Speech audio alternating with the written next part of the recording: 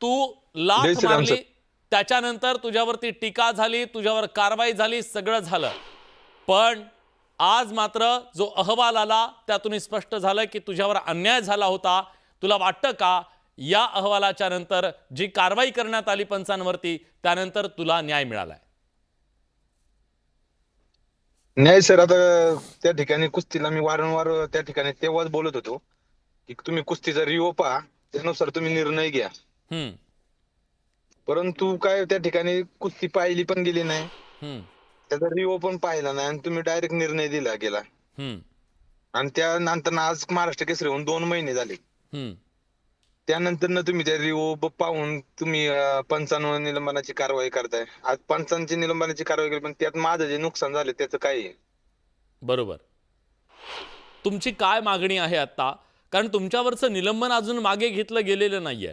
सांगितलं असं जातंय की तुम्ही त्याच्याबद्दलची कुठलीही विनंती केलेली नाहीये किंवा तसं पत्र लिहिलेलं नाहीये. हा, मी त्या ठिकाणी कोणतंही पत्र लिहिलेलं नाही आणि त्यांनी स्वतःच दाखवलं की म्हणजे पंचांवर कारवाई करायचं.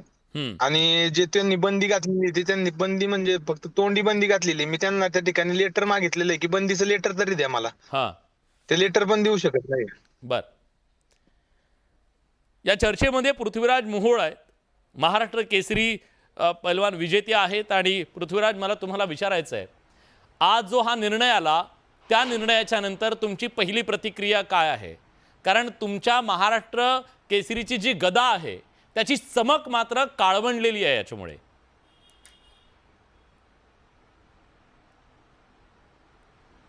नाही सर, असं तर म्हणजे असं काय आपण बोलू शकत नाही. तो एक संघटनेचा निर्णय, त्यांनी निर्णय घेतलेला आहे. कारण का जे मी एक खेळाडू आहे सर, माझं जे मी काम करायचं होतं ते मी केलं होतं. कारण का जेव्हा मला डाव मारायचा होता मी मारला होता. जेव्हा होल्डला माझी कुस्ती होती त्या कुस्तीवर रेफरीने शिट्टी वाजवल्यानंतर मी ती कुस्ती सोडलेली आहे. नाही तर तिथं पण ती फॉल म्हणजे त्या होल्डला कुस्ती होती, ती कुस्ती झाल्यानंतर मी शिट्टी वाजल्यानंतर मी तिची कुस्ती सोडलेली आहे आणि तिथनं पुढं मग ते माझा जल्लोष सुरू झाला. पण तुम्हाला त्या क्षणाला असं वाटलं होतं की निर्णय चुकलेला आहे आणि आपल्यासोबत जो कुस्ती खेळतोय त्याच्यावरती तो अन्याय होतोय याची तुम्हाला जाणीव नव्हती तेव्हा? तुम्ही जर तसं बोलून दाखवलं असतं तर कदाचित तुमच्या खेळ भावनेला महाराष्ट्रानं दाद दिली असती.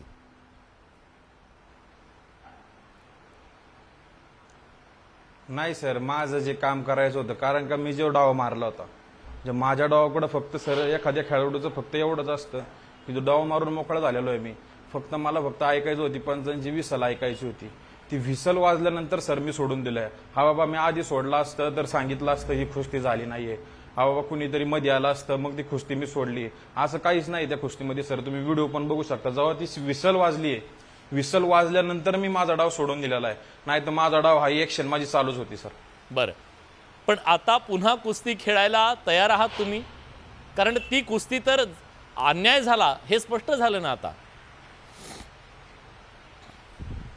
शिवराज आहेत तुमच्या बाजूला, सर बरोबर आहे. ऐकतायत? कुस्ती तर बघा हिथून पुढे भरपूर वेळा येणार आहे. हा, नाही सर, हिथून पुढे आता दरवर्षी एक महाराष्ट्र केसरी होत असती. महाराष्ट्र केसरी ही कुस्ती स्पर्धा वर्षातनं एकदा होत असते. प्रत्येकाचा संघ खेळायचं असतं. हा बाबा, हिथून पुढे पण कुस्ती येऊ शकते आणि कुस्ती आल्यावर नाही तर म्हणता येणार नाही, कुस्ती तर ही करायलाच लागणार आहे आणि कुस्ती ही करायच लागते. एखाद्या खेळाडूला म्हणजे त्याचं कामच आहे लढणं, हो. तर ती लढायची माझी तयारी आहे. बरं, लढाईची तुमची तयारी आहे. पण कुस्ती प्रेमी असं म्हणतायत तुम्ही, गदा परत करणार का म्हणतायत? कारण ही न्याय कुस्ती नाही झाली असं त्यांचं म्हणणं आहे. नाही सर, असं बघा तसं काय न्याय कुस्तीचं नाही. बरं, त्या कुस्तीचा विजय घेऊन मी पुढची पण कुस्ती केलेली आहे. त्या कुस्तीचं माझी मॅटवरची फायनलची कुस्ती होती. मग तिथंच तुम्ही मला थांबवलं असतं. हा बाबा नाही झालंय, तुम्ही एखाद्याला विजय देऊन पुढे पाठवताय. आणि असं आहे की कुस्ती क्षेत्रात एखाद्याचा हात वर केला तर तो परत खाली करता येत नाही, सगळ्या पैलवानांना माहिती. विजय देऊन मी पुढची कुस्ती जिंकून महाराष्ट्र केसरी झालेलो आहे सर. ठीक आहे, ह्याच्यावर काय असं मला वाटत तुमचा दोष नाहीये त्याच्यात. पण ज्याचा दोष आहे ना त्या कुस्तीगीर संघटनेवरती आता खरं टीका केली जाते. आणि रामदास तडस, अध्यक्ष महाराष्ट्र कुस्तीगीर परिषदेचे आपल्या सोबत आहेत. रामदासजी, कुस्तीवर प्रेम करणारे आणि कुस्तीवर जीव ओळून टाकणारे एक कुस्ती प्रेमी म्हणून सुद्धा तुमची ओळख आहे. त्यांच्यापर्यंत आवाज जात नाहीये, मी जाईन त्यांच्याकडे. पण चंद्रहारजी, आज जो निर्णय आला 2 महिन्यांनी आला, खरं तर हा वेळीच आला असता तर परिस्थिती वेगळी असती. हा जो निर्णय आला त्याला देर आहे दुरुस्त आहे असं म्हणायचं की उशिराचं शहाणपण म्हणायचं की अजून काही? त्याला उशिराचं शहाणपण सुद्धा म्हणू शकत नाही सर आपण. बरं, शहाणपण हा शब्द ह्या पूर्ण प्रोसेस मध्ये येऊ शकत नाही. शहाणपण हा शब्द म्हणजे पहिल्यापासून आज जे दाखवलंच शिव- गेलं नाही ते शहाणपण कुठंच शिवरात्र- दिसलं नाही पहिल्या कुठंच दिसलं क्षणापासून. नाही शहाणपण. आजपर्यंत 2 महिन्यात शहाणपण म्हणतात पण हे शहाणपण नाही. हा, जे शिवराजचे नुकसान झाले त्या खरंय. नुकसानावर कोण काय करणार. आज पृथ्वीराज जे म्हणतोय ते अगदी 100% बरोबर आहे. त्याची कुस्ती करण्याचं काम होतं, त्यानं पंचांच्या विसलकडे लक्ष दिलं आणि त्यानंतर एक कुस्ती करून तो विजयी झालाय. त्यामुळे गदा पाठीमागे देण्याचा संबंध येत नाही. हम्म, पण आज जे तुमच्या माझ्या मनामध्ये जो संभ्रम तयार झालेला आहे की शिवराजवर अन्याय झाला हे मी पहिल्या दिवसापासून सांगतोय. हा, पण पृथ्वीराज महाराष्ट्र केसरी झाला हे पण तितकंच सत्य आहे, कारण पुढची एक कुस्ती त्यानं विजयी झालेला आहे तो. होय, मग ह्या कुस्तीतले मी प्रेक्षकांच्या मनातली जी संभ्रम अवस्था झाली आहे, हम्म, सांगलीमध्ये ह्या दोघांची परत पृथ्वीराजने तयारी दाखवलेली आहे. हम्म, शिवराजने कुस्तीची तयारी दाखवून सांगलीमध्ये कुस्ती घेऊन मी 50 लाख रुपये बक्षीस ठेवतो म्हणून सांगितलं ना. हा, म्हणजे हे कुठेतरी आपण ह्याच्यावरती आपण विषय थांबवता आला असता ह्या गोष्टीचा. हम्म, पण गदा पाठीमागे देणं हा ह्याचा शेवट होऊ शकत नाही. पृथ्वीराज मोहोळ हा 2024चा 25 मध्ये झालेला महाराष्ट्र केसरी आहे, हे आपण मांडलंच पाहिजे. बर. रामदास तडस आपल्या सोबत आहेत आता. रामदासजी, माझा आवाज येतोय तुमच्यापर्यंत? हो, आवाज येते, आवाज येते. रामदासजी, तुम्ही केवळ अध्यक्ष नाही आहेत या कुस्तीगीर परिषदेचे, संघटनेचे तुम्ही अध्यक्ष नाही आहेत. फक्त कुस्तीवरती निस्सीम प्रेम करणारे असे एक पैलवान म्हणून सुद्धा महाराष्ट्राला तुमची ओळख आहे. खासदार वगैरे त्या बाकी गोष्टी इथं मी आणत नाही. कुस्तीप्रेमी म्हणून तुमची ओळख आहे. आज एक जो न्याय झाला असं जो सांगितलं जात आहे, चूक झाली, चुकले तुमचे. महाराष्ट्र कुस्तीगीर संघानं हा, तुमचे ते पंच चुकले. पहिल्या- माफी मागणार का पहिल्यांदा- महाराष्ट्राची? कुस्तीगीर नाही, महासंघ पहिल्यांदा- आज माफी मागणार का महाराष्ट्राची? माफी मागणार माझं का ऐकून घ्या. शिवराजची? नाही, पहिल्यांदा ऐकून घ्या का महाराष्ट्र कुस्तीगीर संघानं म्हणजे आजपर्यंत जे देशात कुस्त्या झाल्या पहिल्यांदा रेफरीला सस्पेंड केलं, निलंबित केलं पहिल्यांदा. हा, आजपर्यंत कधी असं झालं नाही. हम्म, परंतु तेच बरोबर आहे का पृथ्वीराज मोहोळनं कुस्ती मारली होती. हम्म, 4 पंच म्हणजे 1 पंच, बाकी 2 सरपंच होते. पण एक मिनिटाचा त्यांनी जर 1 मिनिट नाही, एक सेकंद 2 सेकंदाचा फरक पडला आणि त्यामुळं त्या कुस्तीत घोळ झाला. हम्म, परंतु पृथ्वीराज मोहोळनं ही कुस्ती मारली आहे हे आम्ही नाकारता येत नाही. परंतु रेफरीची तेवढी चूक झाली तर त्यांनी थोडा वेळ द्यायला पाहिजे होता. परंतु सदगीरनी जे रेफरी सोबत हम्म, जी वागणूक केली हा, त्या ह्याच्यावर आम्ही त्याला सस्पेंड केलं. त्यांनी अशी वागणूक करायला नाही पाहिजे. ती म्हणजे एका रेफरीला लात मारायचं, लातानं मारायचं हे काही वैयक्तिक नाही, हे काही बरोबर नाही आहे.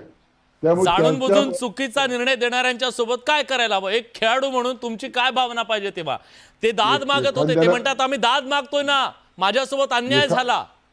एखाद्यानं खून केला, एखाद्यानं गुन्हा केला म्हणून त्याचा खून करून टाकायचा हे बरोबर नाही. आपल्याला अनेक पर्याय होते. मी नेहमी म्हणत होतो त्यांना का मी तिथंच होतो. एक अर्ज जरी केला असता माझ्याकडं का बा आम्हाच्यावर अन्याय झाला असता, लगेच मी त्याच्यावर मिटिंग बसवली असती. हम्म, तरी पण महाराष्ट्र कुस्तीगीर संघानं दोघालाही न्याय देण्याचं काम या ठिकाणी केलं. म्हणजे रेफरी बरोबर आहे असं मी म्हणत नाही. हम्म, त्याला सुद्धा आम्ही त्याला सस्पेंड केलं आणि 7 दिवसाची मुदत त्याला दिली तर तू हे दिलं हे बरोबर आहे किंवा नाही आहे. म्हणजे पहिल्यांदा इतिहासामध्ये एखाद्या रेफरीला सस्पेंड करायचा इतिहासात पहिल्यांदा हे झाला आहे. रामदासजी, आमच्या कमिटीने ते तुमच्या या केलं. निर्णयानं काय साध्य झालं सांगा ना. तो जो पैलवान तिथं बसलेला आहे आता, त्याला उपजिल्हाधिकारी पद मिळालं असतं, तिसऱ्यांदा तो झाला असता तर, त्याच्यानंतर ट्रिपल महाराष्ट्र केसरी झाला असता, त्याचं जे वैयक्तिक नुकसान झालं, निलंबित झाला, तो हे सगळं टाळता नसतं का? काय साध्य झालं तुमच्या या निर्णयानंतर? पृथ्वीराज मोहोळनं कुस्ती हे मारली आहे, धाक मारली, त्याला 4 पॉईंट मिळाले आणि आमचं हेच मत होतं का आता आम्ही निलंबित का केलं रेफरीला, तर त्यांनी 1 मिनिट म्हणजे 1 सेकंदाची वाट पाहायला पाहिजे होती. ते केली नाही म्हणून त्याला निलंबित केली. महाराष्ट्र कुस्तीगीर संघ हा सर्वांना न्याय देणार आहे.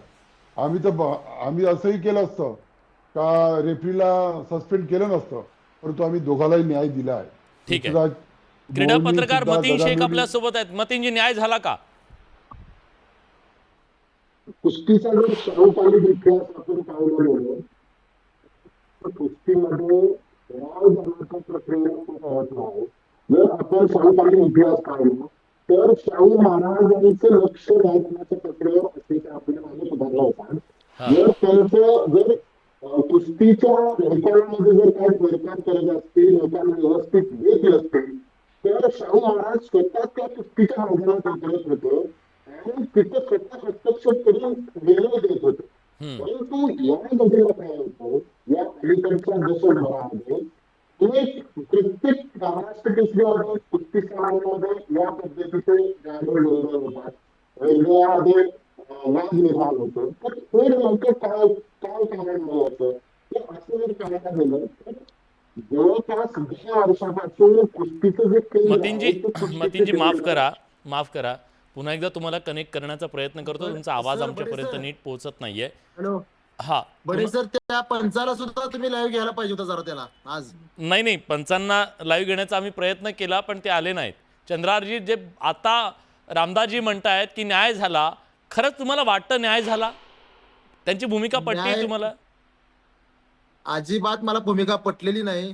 कुस्तीगीर संघाचा जर तुम्ही सांगायची तर माझा एक प्रश्न आहे की आर्मी जो पैलवान, आर्मीमध्ये जो सर्व्हिस करतोय पैलवान, त्या पैलवानला तुम्ही महाराष्ट्र केसरी स्पर्धेत का खेळून दिलं नाही? हा माझा एक प्रश्न आहे महत्वाचा.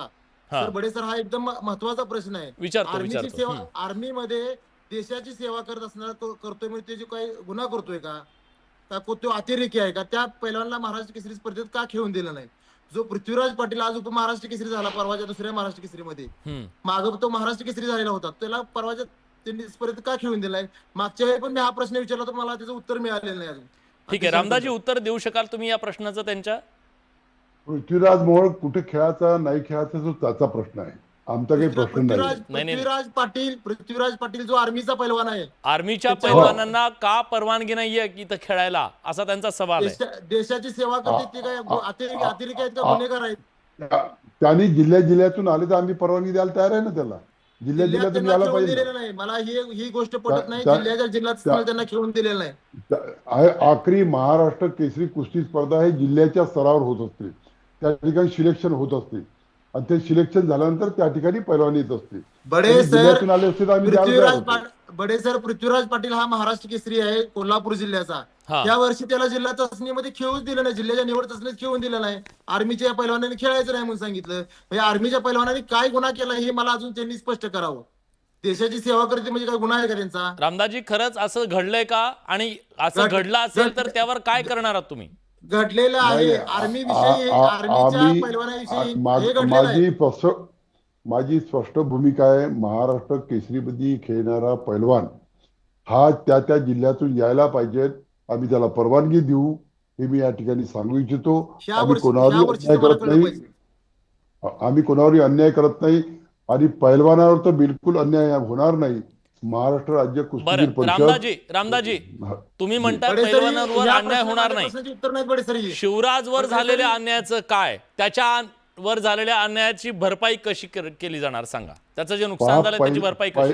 पहिल्यांदा आम्ही हे चौकशी लावली विलास कतुरीच्या माध्यमातून. हा, एकाच बाजूने पाहिलं नाही तर दोन्ही बाजूने पाहिलं. हम्म, आणि ज्यावेळेस त्यांनी धाक मारली, 3-4 पॉईंट त्याला मिळाले, फक्त 2 सेकंद त्यांनी दाबून दिलं असतं तर ते कुस्ती झाली असती. परंतु त्यावेळेस यांनी पैलवानांनी त्या रेफरीला लात मारणं, बुक्क्या मारणं हे काही बरोबर नाही, हे काही उचित वाटलं नाही आणि म्हणून त्यांना आम्ही त्या ठिकाणी सस्पेंड केलं.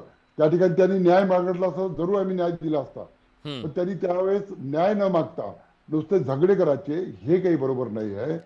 हे संयुक्त एका चांगल्या खेळाडूनं हे वर्तन करणं बरोबर नाही. शिवराज ऐकताय तुम्ही ते काय म्हणताय? तुम्ही न्याय मागायला हवा आता असं त्यांचं म्हणणं आहे. मी अध्यक्ष त्या ठिकाणी बसलो होतो, माझ्याजवळ आले का त्यांना विचारा, माझ्याजवळ आले का म्हणून. तिथं शिवराज ते म्हणतात मी तिथं बसलेलो होतो, ते माझ्याकडे आले नाहीत.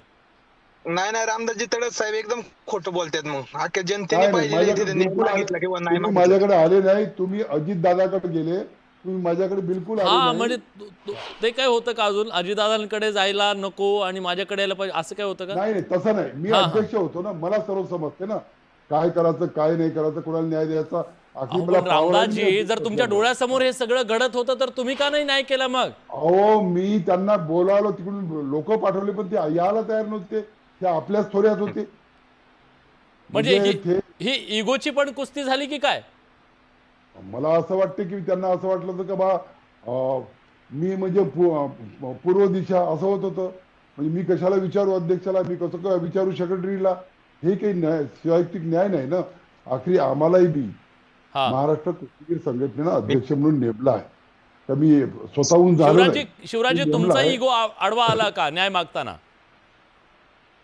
सर मी तिथे जीव तोडून मी तिथे तळमळून सांगत होतो. तिथे तांत्रिक समितीला मी विचारत होतो, ज्या समितीचा जे अध्यक्ष आहे त्याला मी विचारत होतो की तुम्ही ती कुस्तीचा रिप्लाय बघा, तरी तुम्ही त्या ठिकाणी बघत नव्हते. आणि सर रामदासजी तडे साहेब काय म्हणतात, आता चंद्रहार दादांनी जो प्रश्न केला की तुम्ही आर्मीतल्या मुलांना का खेळून दिलं नाही, तर ते म्हणतात ज्या त्या जिल्ह्यातून खेळलं पाहिजे.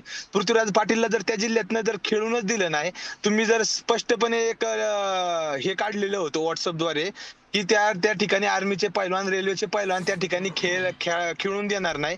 हा प्रश्न चंद्रहार दादांनी विचारलाय, तर त्याचं ते उत्तर काय देतात?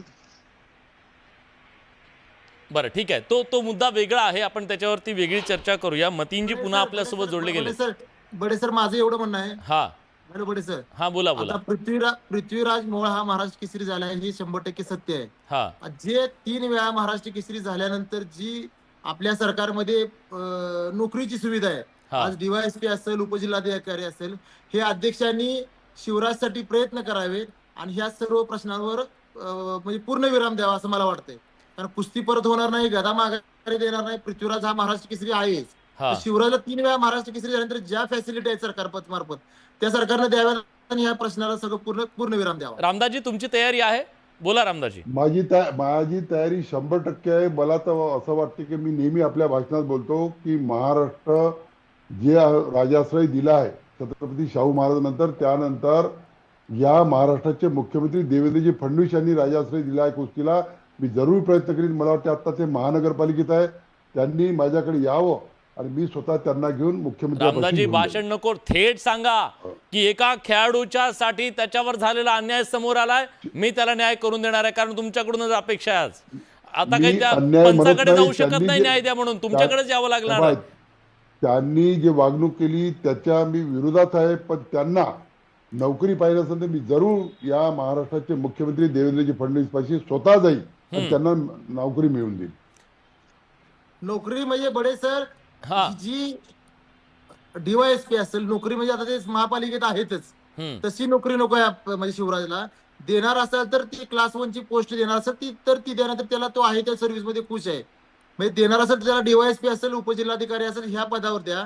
आणि जे मी परवा उपोषण केलं, महाराष्ट्र केसरी झाल्यानंतर PSI पदी नियुक्ती झाली पाहिजे, त्याच्याविषयी काहीतरी चर्चा करा आपण. म्हणजे महाराष्ट्र केसरी झाल्यानंतर पेन्शन मध्ये वाढ झाली पाहिजे, ह्या गोष्टीवर जरा भर देऊन सरकारमध्ये तडस साहेब आहेत, देवेंद्र साहेबांनी जे पाठीमागे निर्णय घेतले, डीवायएसपी विजय चौधरी असेल, आपल्यात नंतर राहुल आवारे आहेत, ही 100% देवेंद्र फडणवीस साहेबांनी केलेले. तसंच शिवराजच्या बाबतीत न्याय करून ह्या सर्व वादावर म्हणजे तोडगा काढावा असं माझं प्रामाणिक मत आहे. नक्कीच रामदासजी, खरं तर सगळे प्रश्न तुमच्या भोवती का फिरतायत माहितीये?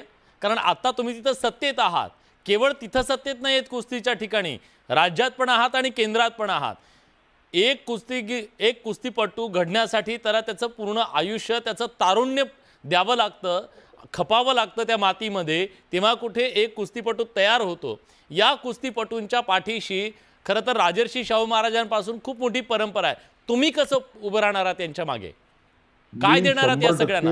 मी 100% देवेंद्रजी पाटील यांना घेऊन जाईल आणि यांना डीवायएसपी ची नोकरी मिळावी, जशी चौधरी साहेबाला मिळाली, राहुल आवाडे, नरसिंग यादवला मिळाली, त्याचप्रमाणे यांना सुद्धा मिळावं यासाठी मी प्रयत्न करणार.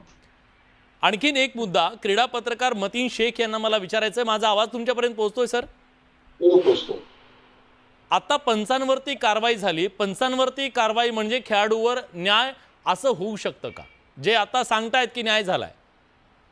अगदीच त्यांच्या बोलण्यातून हा न्याय दिसतो, परंतु जे आपला मुद्दा आवाज येत नाही. नुकसान जे झालेलं आहे ते नुकसान कसं भरून काढायचं सर आवाज येत नाही अजिबात.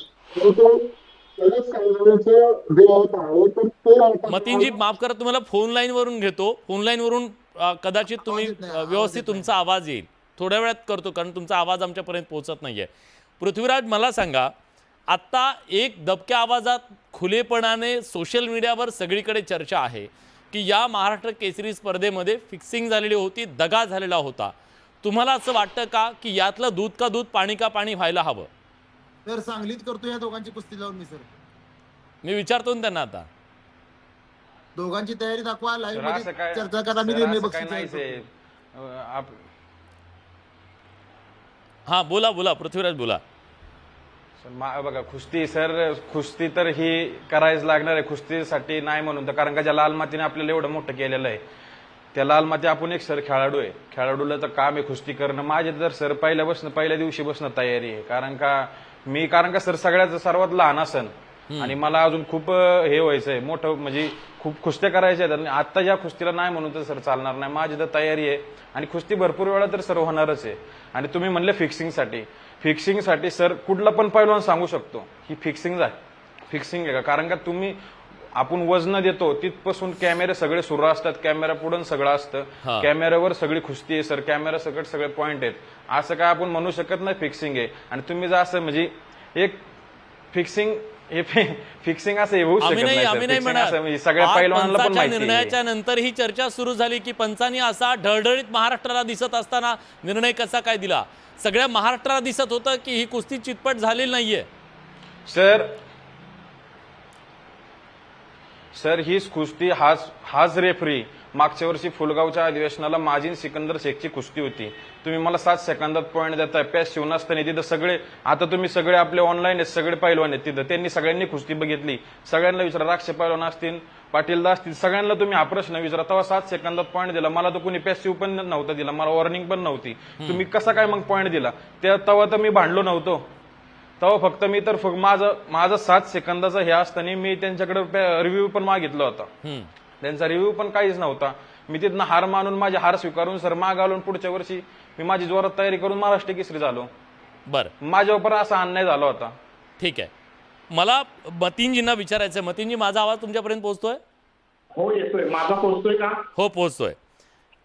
खरं तर आज एक अन्याय झाला ही बाब समोर आलेली असली, पंचांवर कारवाई झालेली असली तरी यापुढे असा अन्याय होऊ नये याच्यासाठी कुस्तीत थर्ड अंपायर का नको, अशा प्रकारची एक चर्चा सुरू झालेली आहे. तुम्हाला काय वाटतं, तंत्रज्ञानाच्या माध्यमातून ह्या चुका टाळता येऊ शकतात, अन्याय टाळता येऊ शकतो का? काय व्हायला हवं? अगदी जे थर्ड अंपायरची तंत्रज्ञानाची सोय आहे ती गेल्या 5-6 वर्षांपासून महाराष्ट्र केसरीमध्ये याचा उपयोग केला जातोय. परंतु या 2-3 वर्षामध्ये काय होतंय की ज्या अंतिम आणि उपांत्य फेरीतल्या लढती आहेत त्या लढतींच्या संदर्भानं हा वाद निर्माण होतो. या वादाची नेमकी जर कारण आपण पाहिली तर जवळपास महाराष्ट्रामध्ये 1000 पंचांची टीम आहे आणि या कुस्तीच्या संघटनेमध्ये 2 गट पाडल्यामुळे जवळपास निम्मे पंचांची विभागणी झालेली आहे. जे माझा तळस साहेबांना प्रश्न आहे की तुमच्याकडे जी पंचांची टीम आहे त्यांच्या उजळणी वर्गासाठी तुम्ही नेमके कुठले प्रयत्न केलेले आहेत?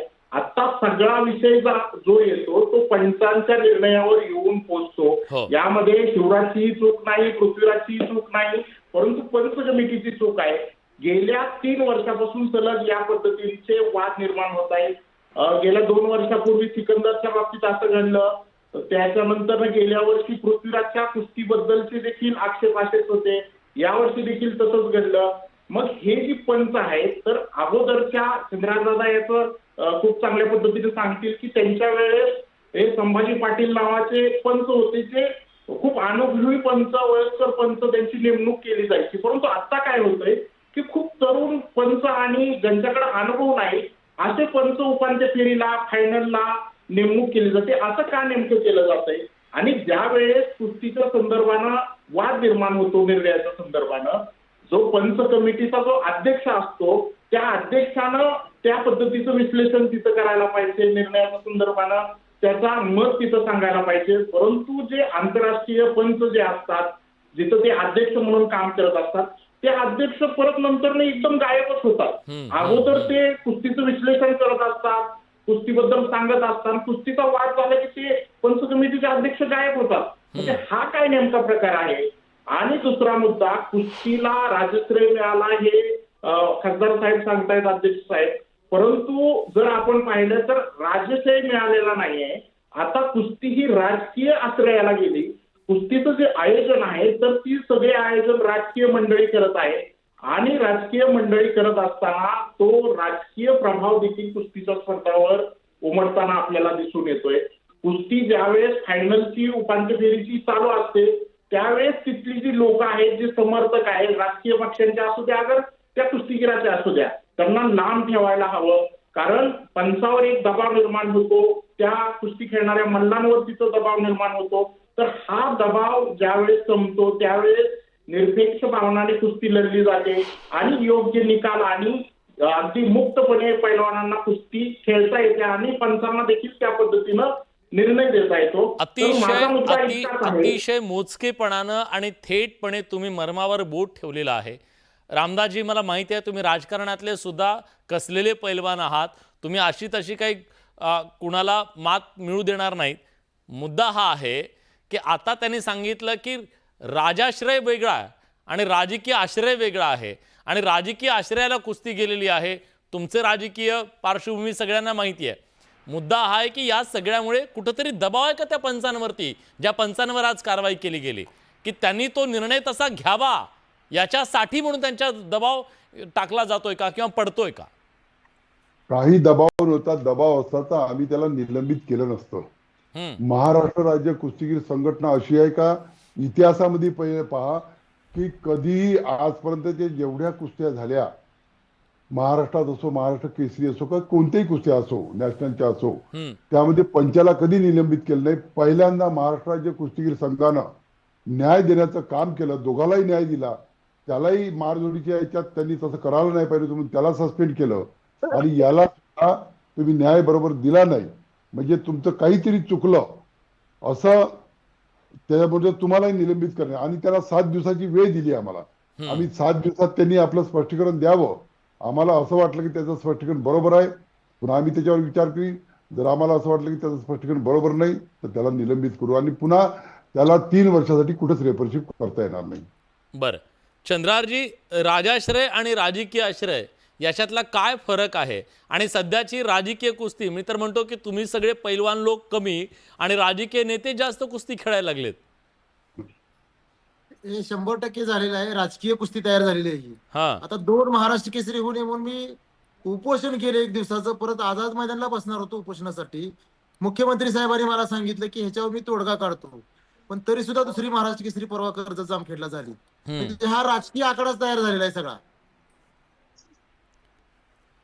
ठीक आहे, मी पृथ्वीराजला विचारतो. पृथ्वीराज, खरं तर कुठल्याही खेळाडूच्या करिअरमध्ये एखादा महाराष्ट्र केसरी आपण त्या वर्षीचा झालो म्हणजे मोठी गोष्ट असते.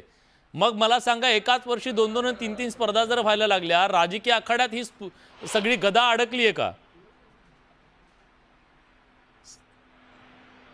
खेळाडू म्हणून काय म्हणणं आहे तुमचं?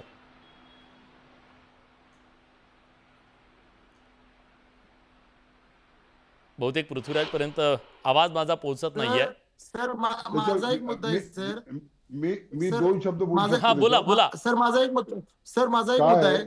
रामदासजींना बोलू द्या. रामदासजींना बोलू द्या. त्यांना काहीतरी मांडायचं. आम्ही पाहत होतो ज्यावेळेस मी म्हणजे नाही म्हणलं तरी 15 वर्ष महाराष्ट्र केसरी कुस्तीमध्ये खेळलो. पण आम्हाला सध्या तिकीटही भेटत नव्हती, बक्षीसही भेटत नव्हतं.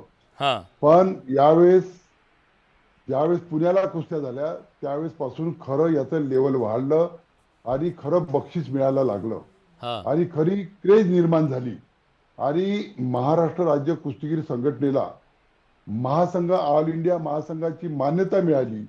आमच्या कार्याध्यक्षानं चॅलेंज केलं होतं की दुसरी महाराष्ट्र केसरी गेल्याने सांगावं या ठिकाणचा खेळाडू खरंच नॅशनल मध्ये जाणार आहे का, या ठिकाणचा खेळाडू आशियाड मध्ये जाणार आहे का, कॉमनवेल्थ मध्ये जाणार आहे का, ऑलिम्पिक मध्ये जाणार आहे का. फक्त महाराष्ट्र राज्य कुस्तीगीर संघाचाच खेळाडू हा ऑलिम्पिक मध्ये जाऊ शकते. दुसरा कुठे फक्त ते संघटना आहे ते महाराष्ट्रापुरती सीमित आहे. आमची संघटना महाराष्ट्रापुरती सीमित नाही. आम्हाला महाराष्ट्राचा खेळाडू उद्याचा ऑलिम्पिकचा सुवर्णपदक मिळणारा खेळाडू आम्हाला पाहायचा आहे. ठीक आहे. त्यासाठी आमची वाटचाल चालू आहे. ठीक आहे, ठीक आहे. मतीनजी बोला. हे जे सगळे मुद्दे आहेत ते कुस्तीतल्या वादामुळं, कुस्तीतल्या संघटनेमुळं सतत उद्भवू लागलेले आहेत. परंतु मला त्याला आपण ज्या व्यक्तीशी मतीनजी तुमचा आवाज पुन्हा गेलाय, तुमचा आवाज येत नाहीये.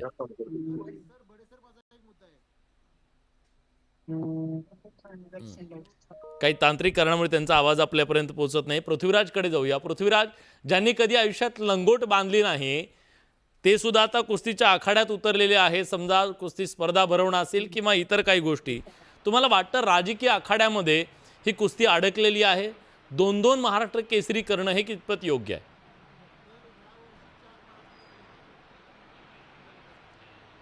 सर मी खरं तर सगळ्यांना फक्त महाराष्ट्रात मी एक कुस्तीपट्टू म्हणून एकच आवाहन करू शकतो. फक्त प्रयत्न एवढा एकच करावा, कारण का पैलवानांचं नुकसान होतंय सर. आणि संघटना एक व्हावी, सगळ्यांनी बसून तो निर्णय घ्यावा. काय नुकसान होतंय? एवढीच मी एक बोला खेळाडू बोला म्हणून एवढंच एकदा, बोलू शकतो. कळू द्या बाकी महाराष्ट्राला काहीच काय नाही. चाललंय कुस्तीमध्ये. तुम्ही सगळ्या पैलवानांनीच बोललं पाहिजे. नुकसान म्हणजे सर आता वरनं आपली जी भारतीय कुस्ती फेडरेशन आहे, जी मान्यता आहे, ही आपल्या कुस्तीगीर संघटनेला आहे सर. संघटनेचा खेळाडू हा नॅशनलला खेळू शकतो, इंटरनॅशनल होऊ शकतो सर. तडस साहेबांनी सांगितलं तसं आता परिषद फक्त महाराष्ट्र केसरी घेतीये, फक्त महाराष्ट्र केसरीचे टायटल घेत आहेत. त्यांचा जो खेळाडू महाराष्ट्र केसरी फक्त खेळतोय कारण का त्याला कुठलं मानधन प्राप्त नाही आता. आणि सर कुठली नॅशनल स्पर्धा पण ती परिषद खेळून म्हणजे त्यांना वर सर मान्यताच नाहीये. हे फक्त खेळाडूंचं नुकसान होतंय, कारण का तिकडे खेळलेला खेळाडू इकडे खेळू शकत नाही.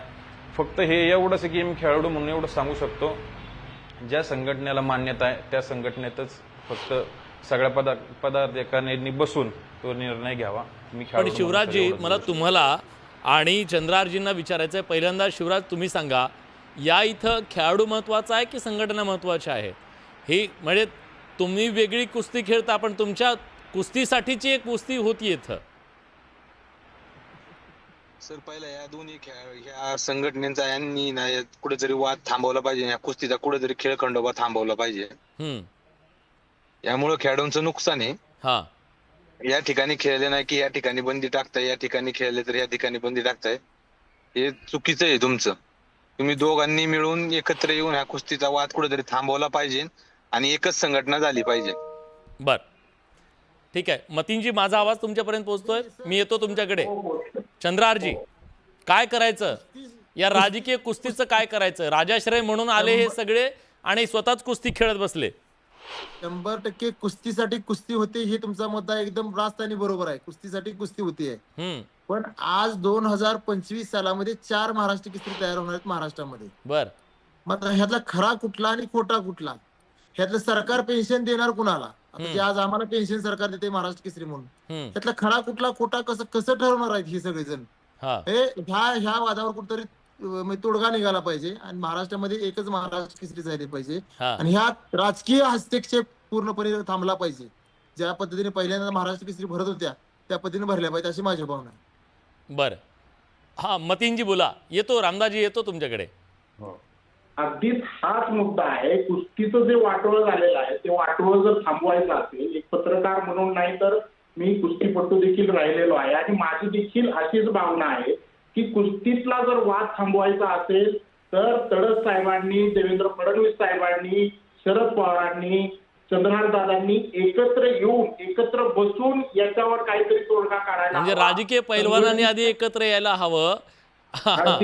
पण हे एकत्र यायला तयारच नाही, या संदर्भाने चर्चा करायला तयारच नाही, तर तो मुद्दा सुटणार नाही. एकत्र बसून कुस्तीच्या विकासासाठी काम करावं लागणार आहे.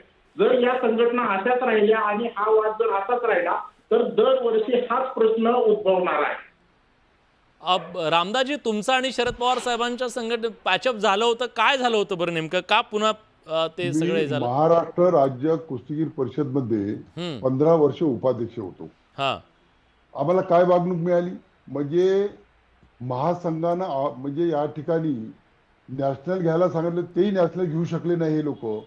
आणि म्हणून महाराष्ट्र राज्य कुस्तीगीर संघटना आम्ही निर्माण केली हा तर जेणेकरून महाराष्ट्राच्या कुस्तीगीराला नॅशनल मध्ये खेळता आलं पाहिजे, ऑलिम्पिक मध्ये, राष्ट्रकुल मध्ये या ठिकाणी खेळता आलं पाहिजे.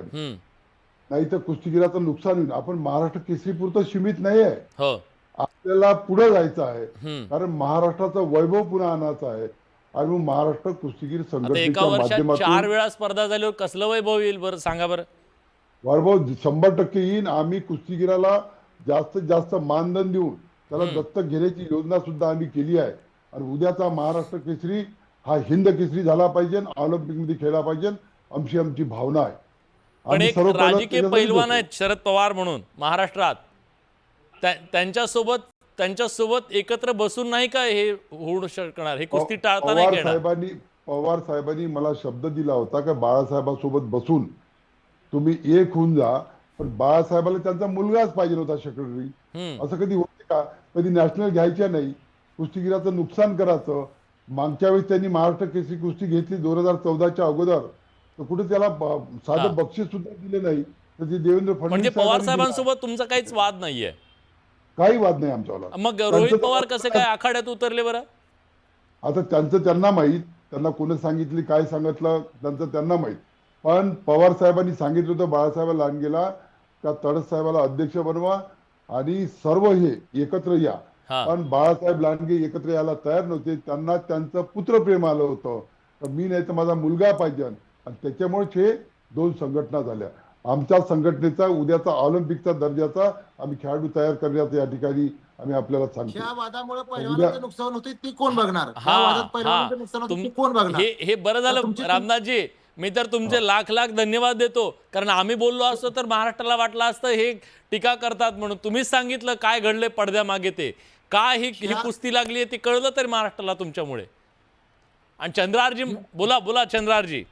ह्यात पैलवानांचं नुकसान होतं हे कोण बघणार? कुस्तीगीर संघ, कुस्तीगीर परिषद हे दोघांच्या म्हणजे ज्या स्पर्धा पाठीमागे झाल्या. आता महिदादा लांडगे यांनी ते 2014 साली स्पर्धा घेतली, स्कॉर्पिओ गाडी दिली ती महाराष्ट्र केसरी विजेत्याला नरसिंग यादवला. असं नाही की संघानंच बक्षीस चालू केलं. हे सगळं एकत्र असलं की व्यवस्थित चालतंय. फक्त ह्या पुढाऱ्यांच्या वादामुळे आमचं नुकसान व्हायला लागलं पैलवानाचं. मी स्पष्ट सांगतो तुम्हाला. आणि जे आता साहेबांनी बोलून दाखवलं. रामदासजी ते म्हणतात तुमची कुस्ती थांबवा, आमचं बरंच चालेल. नाही, माझं एक महाराष्ट्र कुस्तीगीर संघटनेला ऑल इंडियाची परमिशन आहे, जे तर 100% आहे. मग आजचा महाराष्ट्र केसरी किंवा महाराष्ट्रामध्ये खेळणारा खेळाडू उद्याचा राष्ट्रकुल, उद्याचा कॉमनवेल्थ, उद्याचा आशियाड, उद्याचा ऑलिम्पिक मध्ये जाणार आहे, त्या महाराष्ट्र राज्य कुस्तीगीर परिषदचा जाणार आहे का हे त्यांनी पहिले थांबवा ना तुम्ही. आम्हाला मान्यता एक फोन करा ना पवार साहेबांना. मग तुम्ही आता सांगा ना आपण एकत्र नुकसान व्हायला सगळ्या कुस्तीचं म्हणून. पवार साहेबांनी अंग काढून घेतलं आणि बाळासाहेबांवर सोपून टाकलं. बाळासाहेब काही ऐकायला तयार नाही. त्यांचं पुत्रप्रेम त्याच्यावर आलं आहे. त्याच्यामुळे हे कुस्तीगीराचं नुकसान होते. आमचं म्हणणं आहे की आमच्या महाराष्ट्राच्या राजकारणात पुत्रप्रेमामुळे काय होणार आहे, काय मतीनजी, राजकारणात पुत्रप्रेमामुळे अनेक पक्ष झाल्याचा ऐकिवात आहे. आता संघटना सुद्धा 2 झालेल्या आहेत. अगदी हा वाद जवळपास 4-5 वर्षापासून सुरू आहे. जर कुस्तीगीर परिषद आणि कुस्तीगीर संघ परिषदेमध्ये महाराष्ट्रभरातून विविध पैलवान मंडळी होती आणि याच्यामध्ये बरेच जुने मल्ल होते. परंतु नवीन मल्लांचं असं मत होतं की आम्हाला देखील यामध्ये संधी मिळावी.